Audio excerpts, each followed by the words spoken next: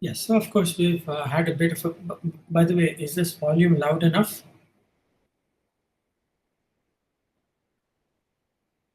Anyone? Can you hear Yes, me sir. clearly? Okay, okay. I'm always paranoid that I'm speaking too softly. Thank you. All right, so we've had a bit of a break last week, right? We didn't have class on Thursday because classes were suspended. Friday, of course, was a holiday, and in any case, we don't have class. So maybe let's take 5 minutes to catch up with where we are. So recall that we're talking about LP spaces, and we've already seen so far that LP spaces can be given a norm. We have seen that it is actually a norm. We had to do a bit of work to do that. And LP spaces are vector spaces, so they are normed vector spaces. And of course, since you've studied some functional analysis, you know that a question that arises is if you have a vector space with a norm, a question that arises is the vector space complete? Namely, does every Cauchy sequence converge? If the answer is yes, then the normed vector space is called a Banach space. So our next order of business is to show that LP spaces are in fact Banach spaces. For this, we want to show that LP spaces are complete. So let's see where we are right now. I'm going to go ahead and turn off the camera and share the tablet with you. Okay, so let's see where we are.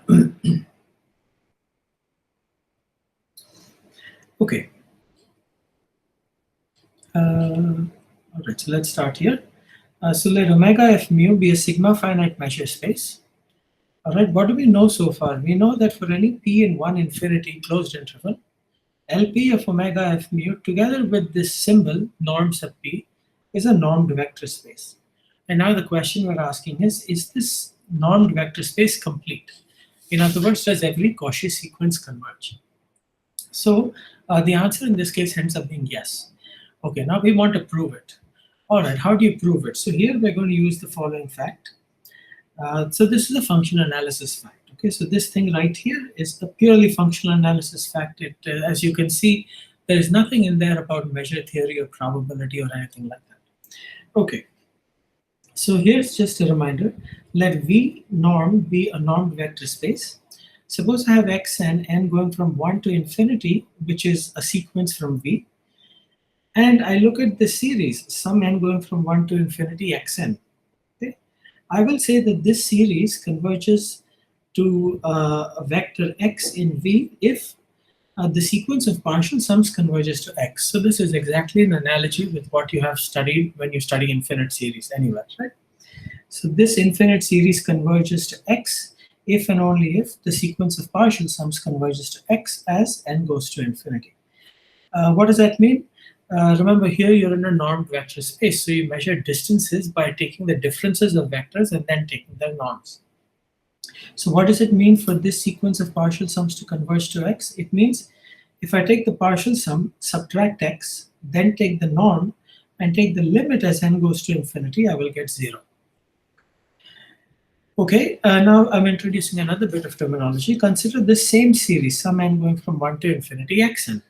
We know what it means for this series to converge. Now we're coming up with a different definition of some other idea, which is absolute convergence. So we'll say that this series converges absolutely or is absolutely convergent if whenever I take all the xn's, I take their norms, and I add up some n going from 1 to infinity, I get something finite. Okay, so on the face of it, these are two quite different notions, right?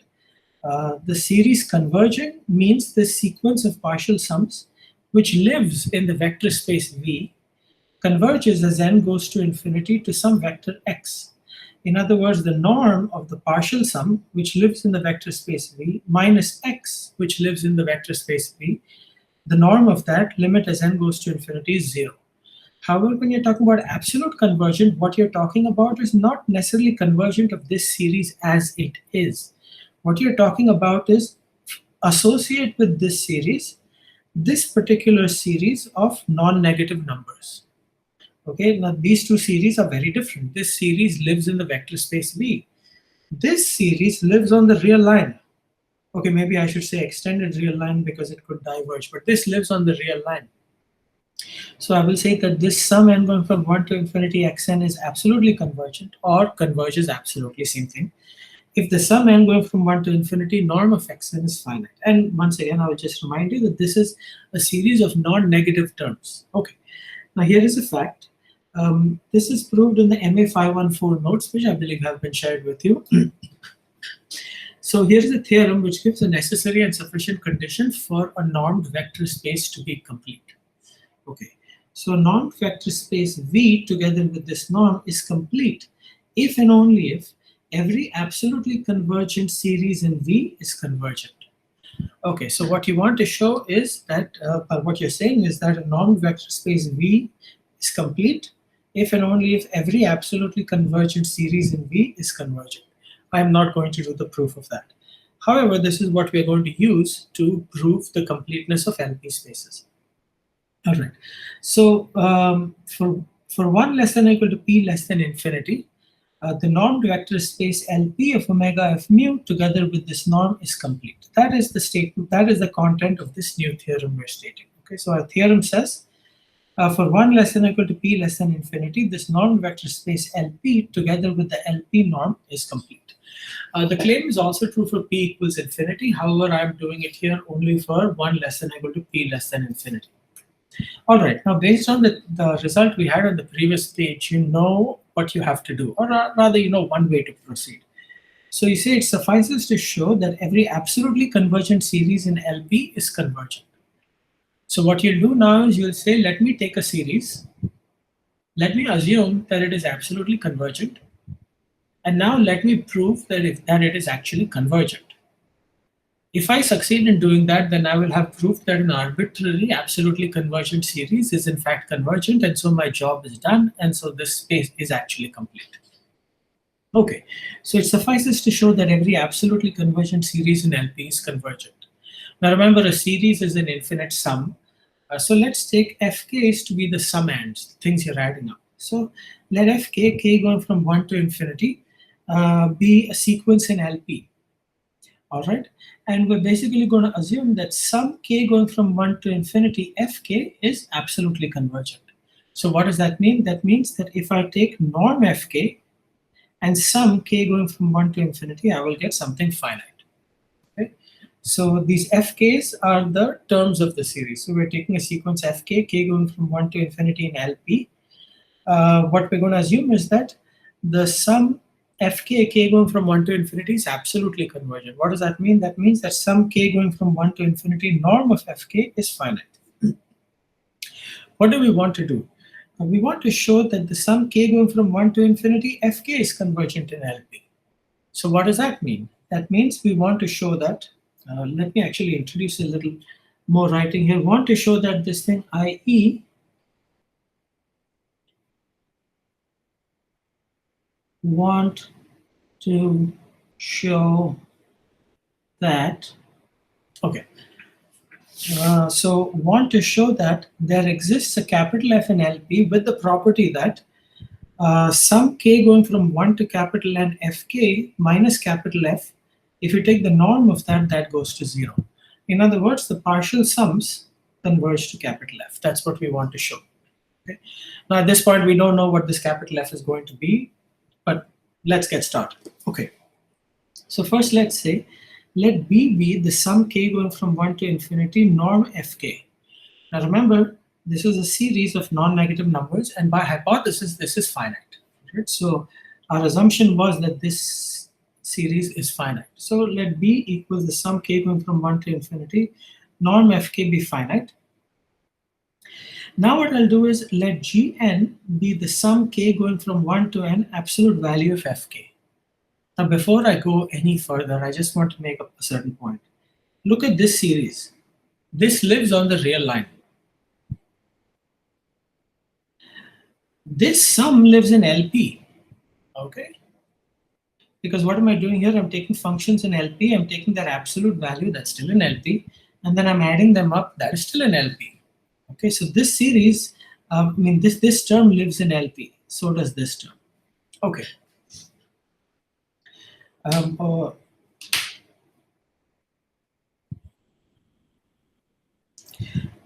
All right, maybe whether or not this does, we'll come back to that later, but this thing certainly lives in LP. All right, so what am I going to do now? Now I'll take, let Gn be the sum k going from 1 to n absolute value of fk. And I'll let G be the sum k going from 1 to infinity absolute value of fk. Now, remember that each of these fk's belongs to LP. In other words, what I have here is these are non-negative measurable functions. And we studied, when we studied enough of measure theory, that if I have an infinite series of non-negative measurable functions, I do not need to worry about anything bad happening. The worst thing that will happen is it'll go to infinity. You'll never get infinity minus infinity. And so this series is always meaningful. It may be infinity, but it's meaningful.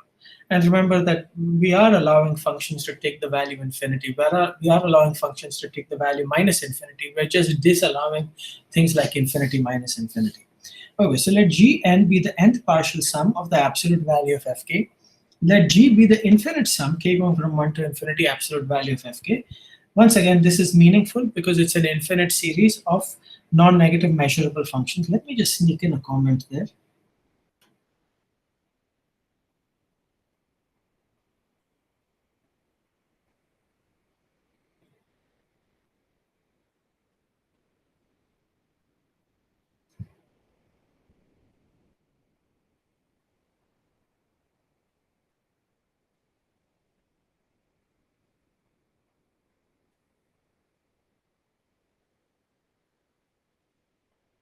All right, so what else do we know?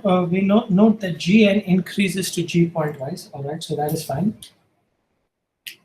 Okay, so now let's proceed. Okay, so where am I? So Gn increases to G. Okay, so now let's look at the norm of Gn in LP.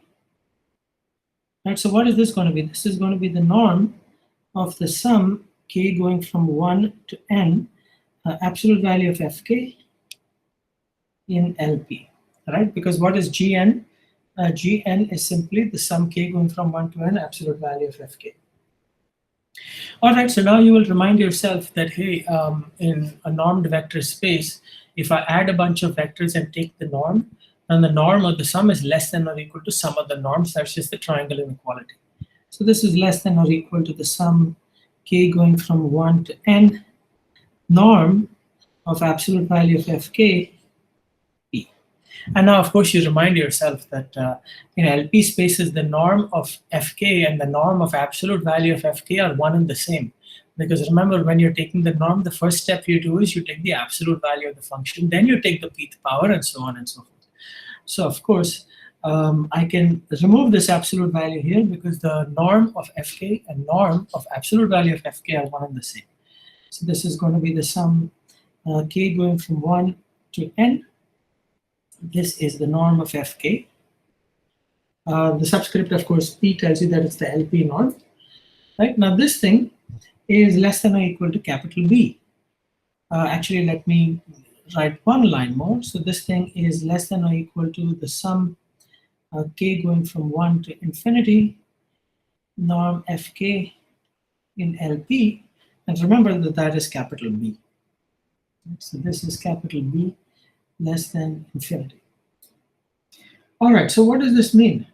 This means that, thus, if I look at the integral absolute value of Gn to the p, all to the power 1 over p, that is less than or equal to b, which is less than infinity. All right, so now I can take pth power on both sides. So integral absolute value of Gn to the p is less than or equal to b to the p.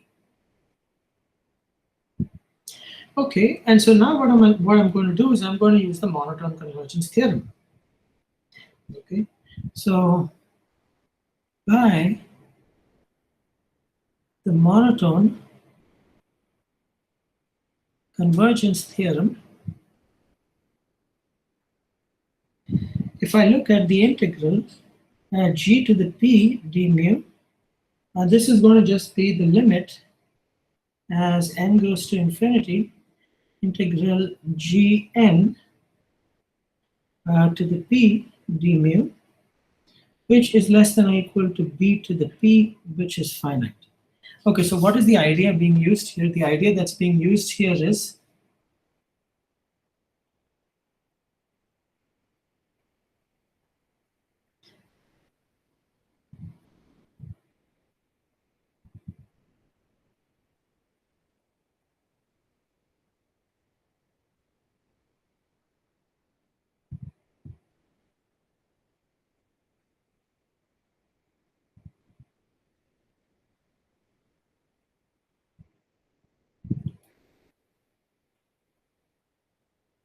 okay, so these are the ideas we're using. We're using the facts that Gn and G are non-negative measurable functions.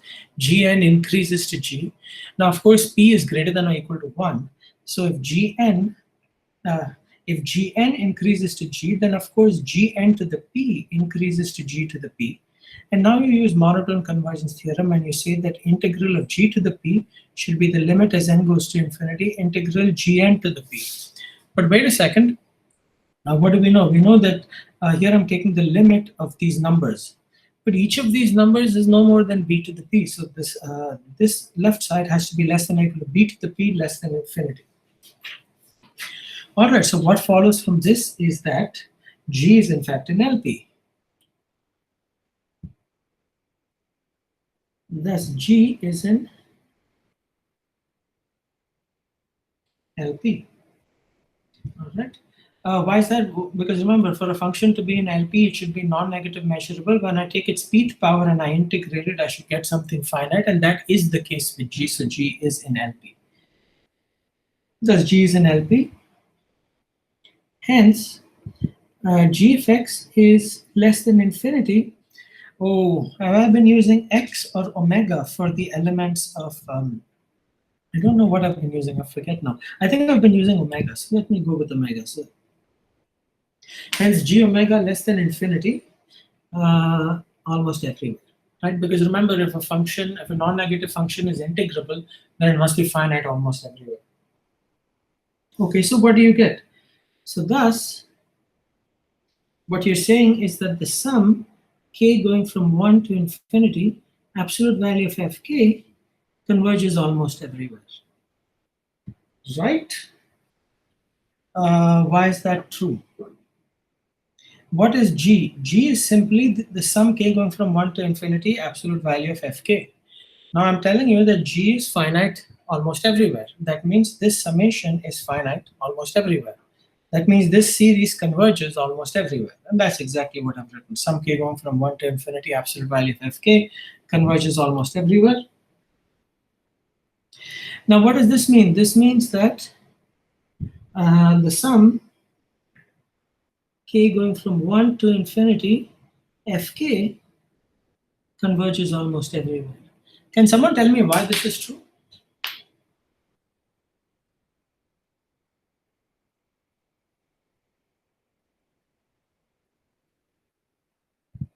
Anyone?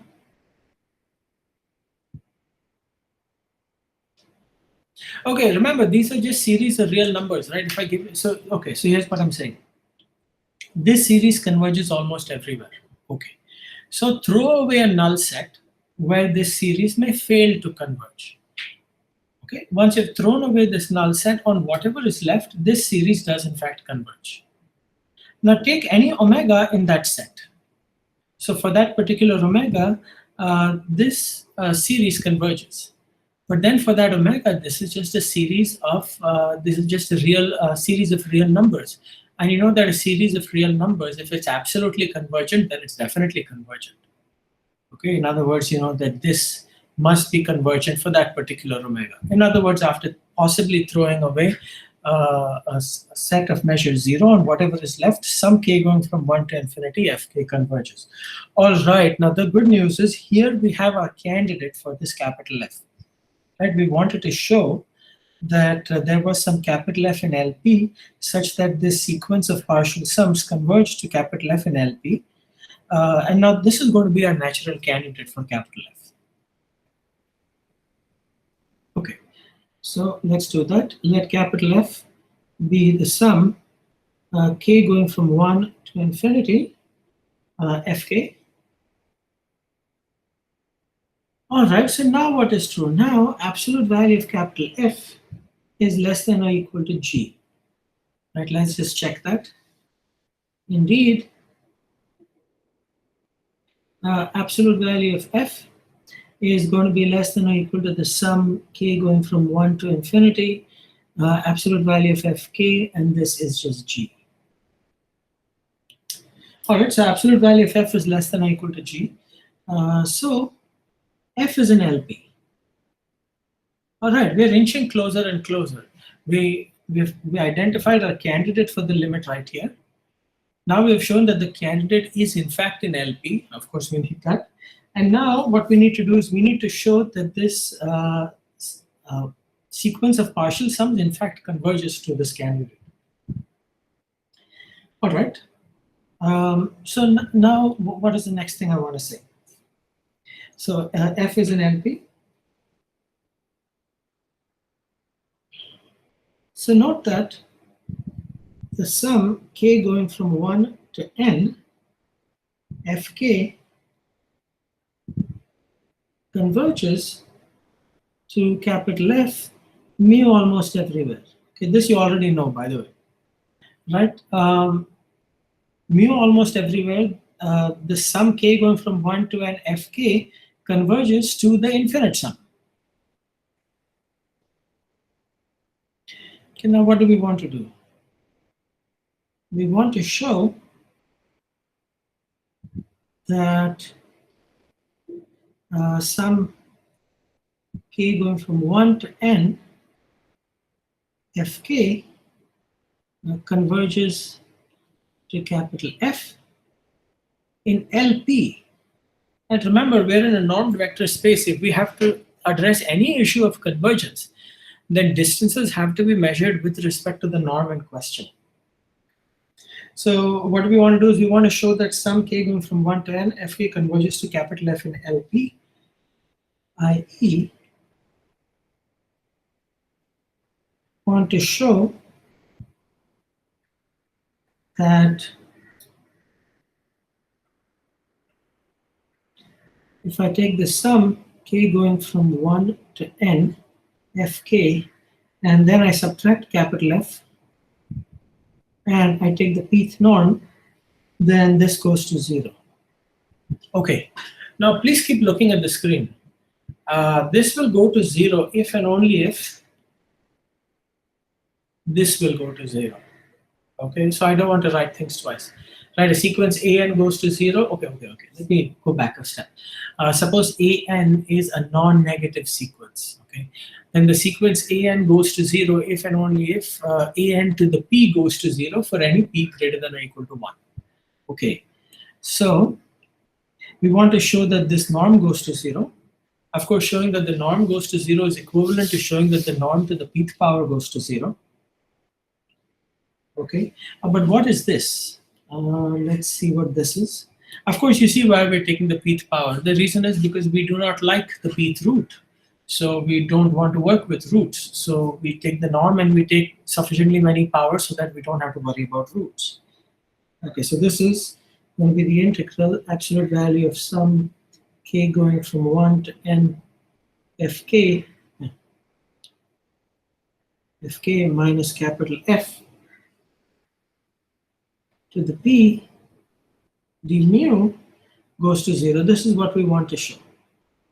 All right, so now here's what we're going to do. What do we know? We know that this sum fk, k going from 1 to n, converges to capital F almost everywhere, right? By definition. Because what is capital F? Capital F is just the infinite series, right? So of course the sequence of partial sums converges to the infinite series. So this quantity goes to 0 almost everywhere. So now you should start thinking dominated convergence theorem. I have a sequence of functions which converges to 0 almost everywhere. Is it true that the integral of the limit is the limit of the integrals? Dominated convergence theorem says that, well, if you can find a dominating function which is integrable, then the answer to the question is yes. And that is exactly what we're going to do here. So we're going to use the fact that this thing goes to 0 almost everywhere. So now, sum k going from 1 through n, fk minus capital F goes to 0 mu almost everywhere. All right, so now what we need to use dominated convergence is a dominating function. So also, if I take absolute value of f minus the sum k going from 1 through n, fk to the p, this is less than or equal to. So what am I going to do here? So this is going to be less than or equal to absolute value of f plus, not absolute value, so norm of f plus some k going from 1 through n fk to the p. Do you guys agree with that? So what did I do? I said the norm of f minus this summation is less than or equal to norm of f plus norm of this summation. Right? That's a triangle inequality, and the pth power is still out here. Okay, then what I'm going to do is this thing is going to be less than or equal to absolute value of f plus, now I'm going to take sum k going from 1 through n, absolute value of fk onto the pth power. Right, so now I've used the triangle inequality in here. Here I've said that absolute value of the sum is less than or equal to sum of the absolute values. And now I'll say, wait a second, my f is dominated by g, right?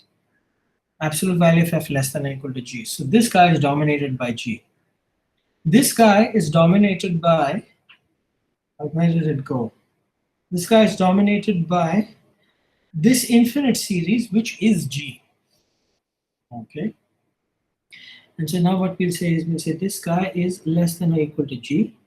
This guy is less than or equal to the sum k going from 1 to infinity, absolute value of fk, which is g, remember? So this whole thing is less than or equal to 2 times g to the p. And now we're done, right? Because remember, g is an LP, so g to the p is integrable.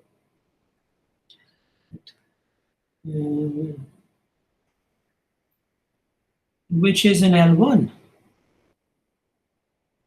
Of course, the reason is since g is an LP.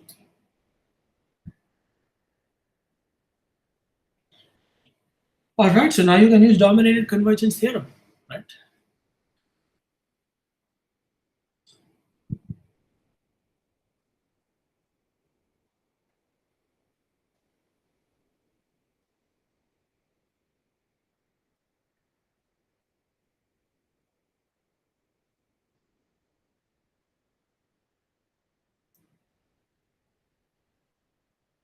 And so with the Lebesgue dominated convergence theorem, we get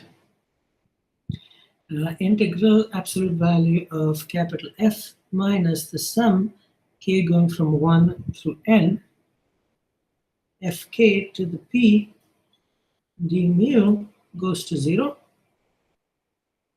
What does this mean? I.e., sum k going from 1 to infinity fk converges to capital F in LP. Okay, so we have shown that our absolutely convergent series is in fact convergent. And this concludes the proof. This proves that LP is in fact a Banach space.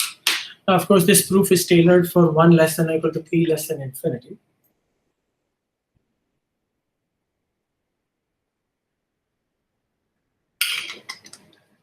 All right, any questions with this?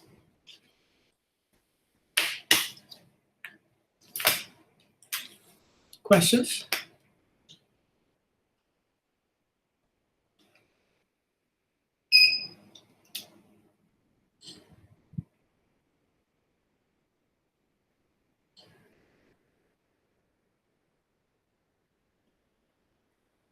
Anyone? Questions? All right, so let's go ahead. I don't know if I'll be doing too much more about LP stuff. I think we've seen probably enough. But this is a nice place to talk about a particular limit theorem. So let me just, so on this particular, on this particular page, I'm going to write things which are not fully precise, but this is just to give you some sort of big picture.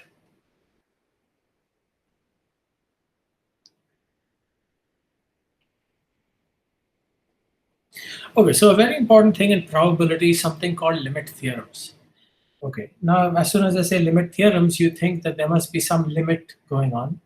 If there's some limit going on, that means something has to go to infinity. Okay, so one example of a limit theorem is looking at the sums of large numbers of random variables. Okay, so limit theorems, so these play a central role in probability. Okay.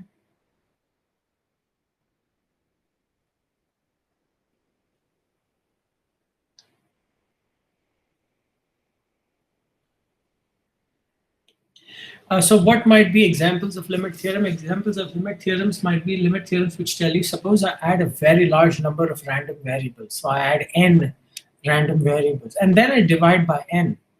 And I ask myself, does this approach some sort of limit as n goes to infinity? That would be a type of limit theorem.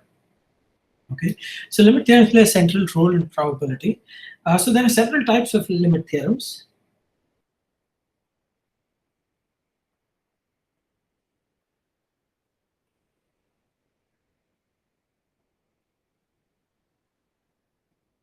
Right, so there are several types of limit theorems. One important class of limit theorem is the so-called law of large numbers.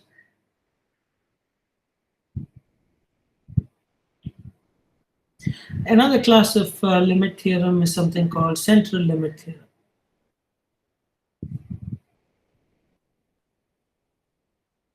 Then there are other ones which we will not talk about, but there are limit theorems called large deviations. Okay, so this last one we will not talk about. All right, so hopefully in this course we will be able to say, talk quite a bit about law of large numbers and central limit theorem. We will not be able to talk about large deviations. Okay, so by the way, how should I say this?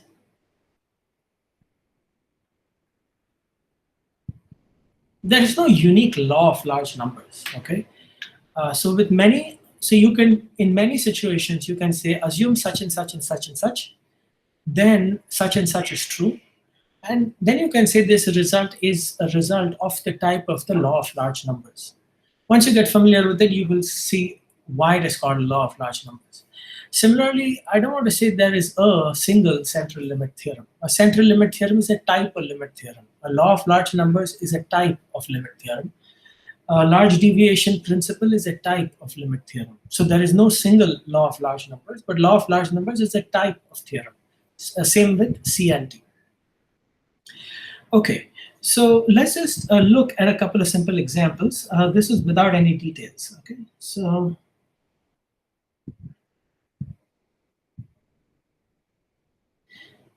so here's what I'll do. I'll say let omega f p be a probability space,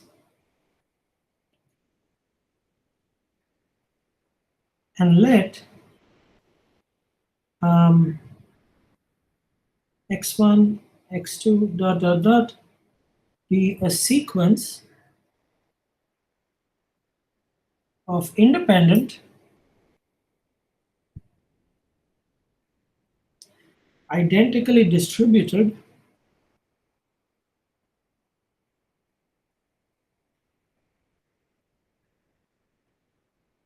real valued random variables on omega f. All right, so you know what a probability space is. Now what I'm going to do is, oh, by the way, let me do the following.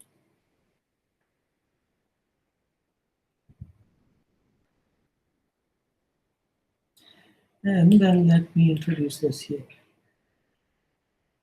We will run into this many times, IID. Okay, so you should know what IID is. IID is independent identically distributed. Okay, so let omega fp be a probability space, and suppose I have, now here is an infinite sequence, by the way. Okay, this is not a finite sequence. That x1, x2, dot, dot, dot. So maybe I'll just write it alternatively here as capital Xi, I going from 1 to infinity. Okay. Okay, so suppose x1, x2, dot, dot, dot is a sequence of independent, identically distributed, real valued random variables on omega fp. You already know what independent means. What do I mean by identically distributed? Identically distributed means all the x's have the same law. That means they have the same distribution. That means if they are continuous random variables, they have the same PDF. That means if they are discrete random variables, they have the same PMF. And it certainly means they have the same cumulative distribution function.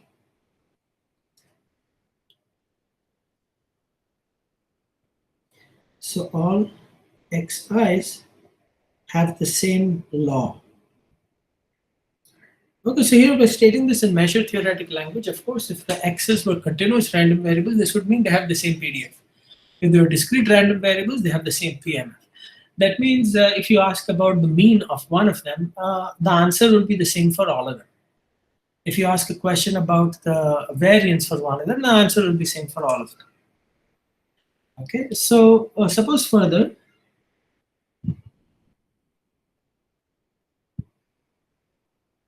that ex1 equals 0 and variance of x1 equals sigma squared in 0 infinity. Okay, now you may say, why have I written x1 here? Why didn't I take x2? Well, you could you can take x2 if you want. So let's just note that exi is independent of I.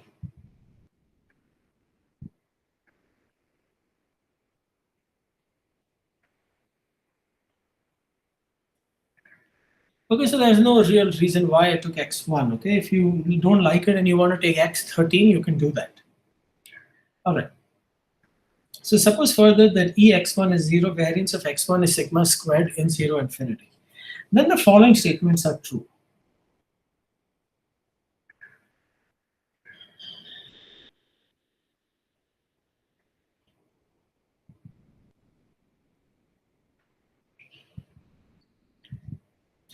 Okay, actually, let me once again move this to the next line and sneak in one more thing.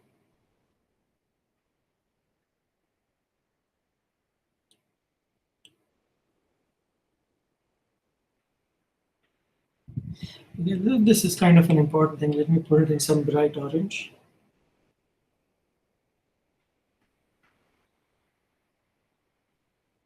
Okay, so let Sn be the sum I going from 1 through n xi, then the following statements are true. All right, now before I go any further, let's have an example in mind. Can anybody give me an example?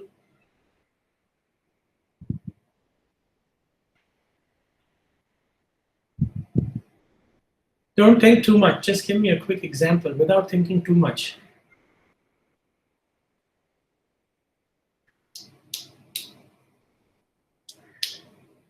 Mukesh?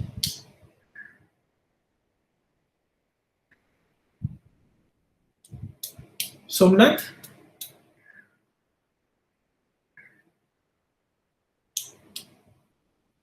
Are you guys there? Yes. Yes, sir. Can you give me an example? Saraswati? Nandini, don't think too much. What happens at the start of every cricket match?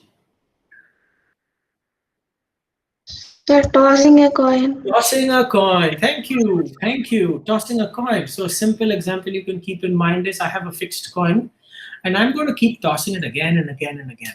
Okay. So I have a single coin. I'm going to toss it the first time. Again, I don't want to work with H and T. I prefer to work 1 and 0. So for whatever reasons, I will decide that heads is 1 and tail is 0. You can take it the other way if you like. Okay. Okay, so I toss a coin. I could either get head equals 1 or I could get tail equals 0. I'll toss the coin again and again and again. And I will keep doing this infinitely often.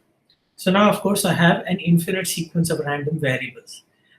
This is an independent sequence of independent random variables, right? If I get a head or tail on the third toss, that has no bearing on the likelihood of getting head or tail on the sixth toss, for instance. They're all identically distributed because, again, we are working with the assumption that this coin toss is purely random. We are not thinking about, is there some clever way to toss the coin and all, nothing of that sort. And it's a fixed coin, right? So if it's a fixed coin, now it may not be a fair coin, but it's a fixed coin. Namely, the probability of head, which is 1, I'm taking it to be 1. The probability of head is some number small p, and the probability of tail is some other number which has to be 1 minus small p. Okay. Ex1 is 0. Oh, my bad. So I need to change this. So let's do the following. Sorry about that. So here's what we'll do. We'll take a fair coin. We have to take a fair coin here. And instead of taking head as 1, tail as 0, let me take head as 1, tail as minus 1. Then this will work. Okay. So, okay. So I'm sorry, I got a little ahead of myself there. But I have a coin. Head equals 1, tail equals minus 1. I will keep tossing this coin again and again and again. Okay. Now, expectation of x1 is going to be 0 because I'll get 1 with probability half and minus 1 with probability half. Variance of x1, I'll leave it to you to calculate. Sn is the sum I going from 1 through n xi. Okay. Now, the following statements are true. Now, what is your intuition telling you? Your intuition is telling you that as n gets large, right, 1 over n Sn should go to 0, right? Because you're thinking that, you know what, there's a fair coin, so somehow if there's any justice in the world, roughly half the time you should get heads, half the time you should get tails. Since head is 1 and tail is minus 1, these two should kind of cancel each other out. And so as when I keep tossing the coin and I look at 1 over n Sn, then that should go to 0. That is in fact true, and that is a law of large numbers. So the following statements are true. So let me start with the statement 1 here. So 1 over n Sn goes to 0, P almost surely. Okay, so this basically corresponds to your intuition, right? You're thinking that if I keep tossing the coin again and again, and I look at this Sn and I divide by n, right? Then as n gets larger and larger, this should get closer and closer to 0 because heads and tails are equally likely. This ends up being true. It ends up that this converges to 0 in the sense in P almost surely sense. And this is called a strong law of large numbers.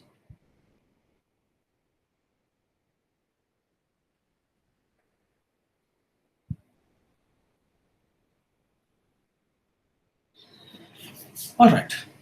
I've not given you a proof. I've not given you any reason why this should be true other than a little bit of intuition. It takes a little bit of work to actually prove this, so do not be alarmed that, oh, we have not seen the proof. Of course, you have not yet seen the proof. I'm just announcing the results here.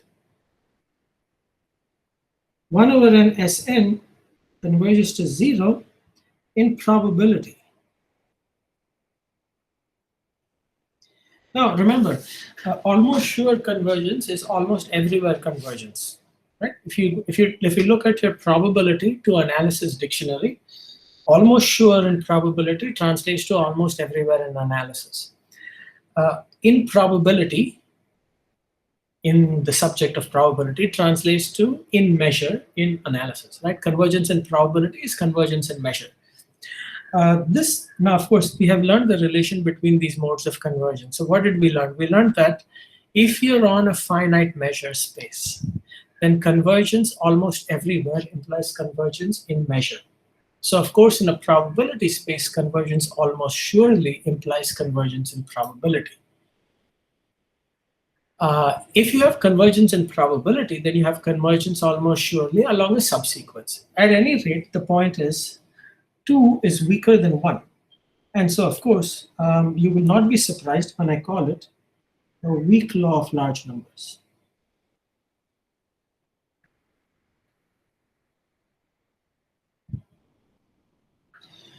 All right.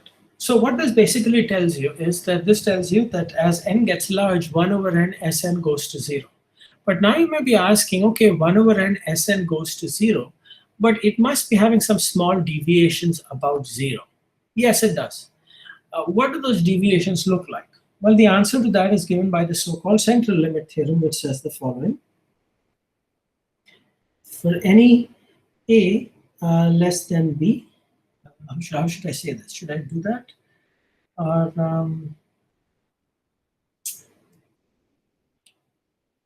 right. So for any a less than b, limit as n goes to infinity, probability a less than Sn over root n less than or equal to b equals the integral a to b 1 over root 2 pi e to the minus, what letter should I use? T squared, e to the minus t squared over 2 dt. Okay, so this is the so-called central limit theorem. Now, note that there's something a little strange here. Okay, so there's a root n here. Don't lose track of that. Of course, there's a reason why the root n has to be there. But basically what this is saying is that as n gets large, Sn over n looks more and more like a normal random variable. So this is the so-called central limit theorem.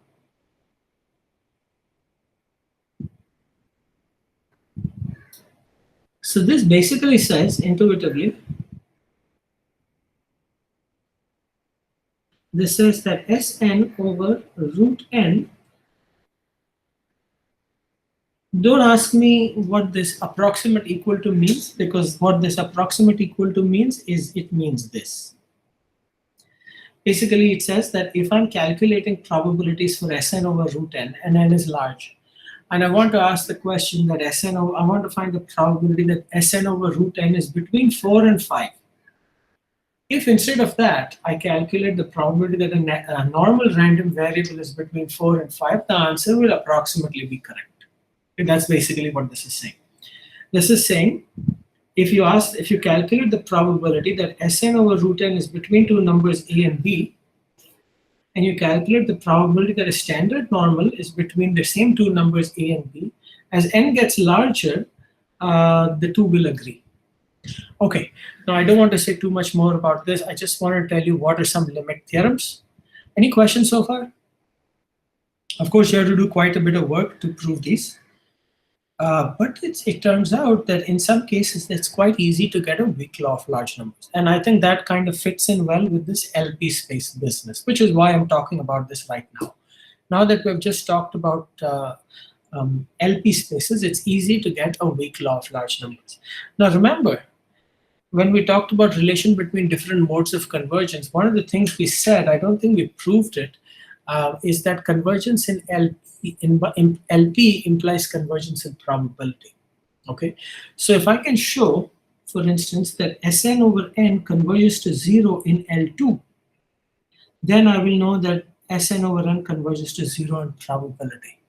And this is exactly what I want to do right now. Right now, I want to easily, cheaply demonstrate a weak law of large numbers. This takes more work. This takes much more work. Okay. But anyway, these are some of the limit theorems that you typically encounter in probability. So the next aim is to get an easy weak law of large numbers for L2 random variables.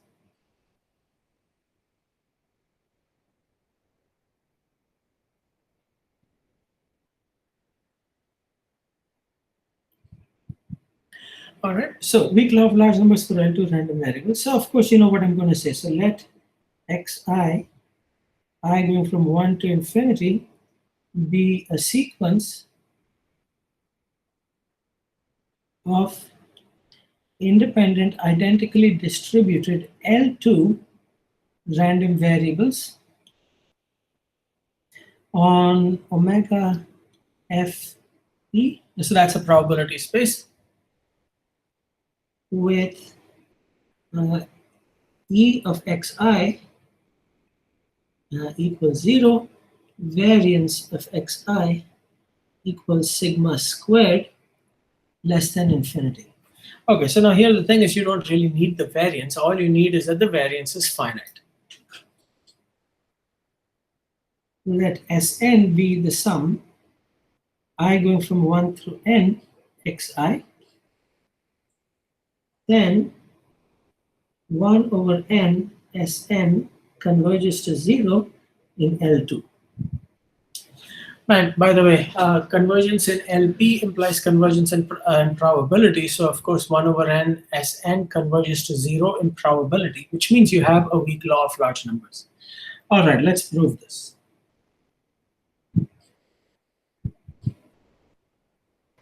Okay, now the first thing, do you agree that since each of the x's is in L2, then any finite sum of these guys is also going to be in L2? Yes, right? Because L2 is a vector space.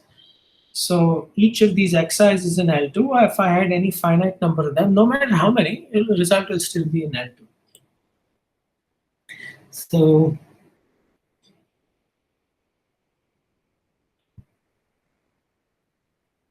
note that Sn is in L2 for each n. So of course, so is 1 over n Sn. Okay, so now what do we want to show? We want to show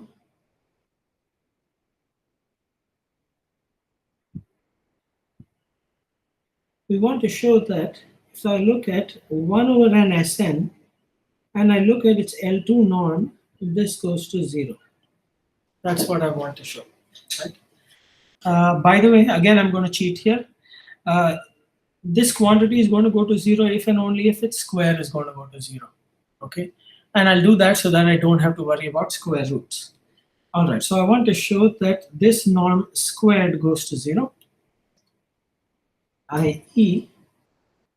that expectation 1 over n squared Sn squared goes to 0 as n goes to infinity. You guys with me so far? Okay, so now let's see how we'll do this. So I have expectation 1 over n squared Sn squared. Of course, I can pull the 1 over n squared out. Then I have expectation of, inside I have sum I going from 1 through n xi the whole squared. So far so good? Okay, now I will just use this following fact. If I have, basically I'm going to use this thing. Suppose I have a1 plus a2 plus dot dot dot up to an times a1 plus a2 dot dot up to an, then what I'll get is I'll get a1 squared plus a2 squared dot dot dot up to an squared, and then I have to take all the cross terms. Right?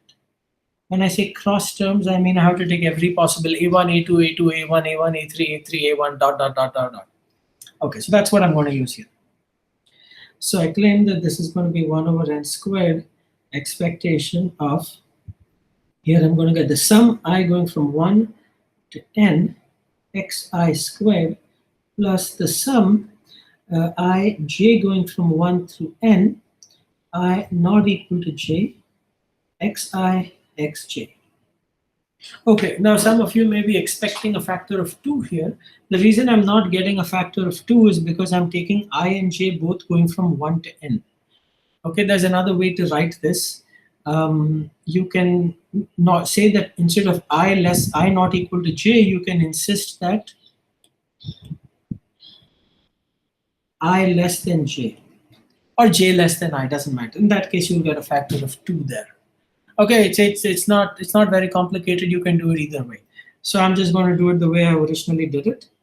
There's no factor of 2 because I, j are both going from 1 through n. All right, so this is what you have. Now remember that here you have finite sums. So this is going to be 1 over n squared summation I going from 1 to n e of xi squared. And then I'm going to have plus 1 over n squared summation I j going from 1 to n I not equal to j e of xi xj. All right, and here is where independence comes in. Remember, independence, if x and y are independent, then expectation of xy is expectation of x times expectation of y. So this is going to be e of xi times e of xj. This is by independence.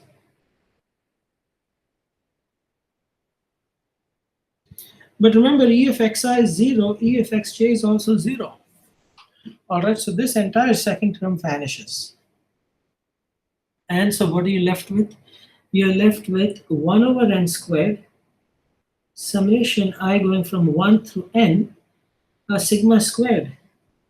Okay, so you're adding sigma squared n times, so you're going to get sigma squared n, but you're dividing by n squared, so this is sigma squared over n, and this goes to 0 as n goes to infinity. All right, so there you have it. There's your simple weak law of large numbers for n2 random variables. Okay, any questions with this?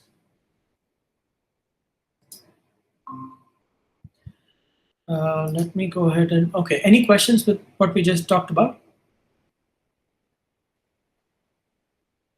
All right, so let's, if you have any questions, you can ask me on Wednesday. We are out of time and you may have other classes to attend.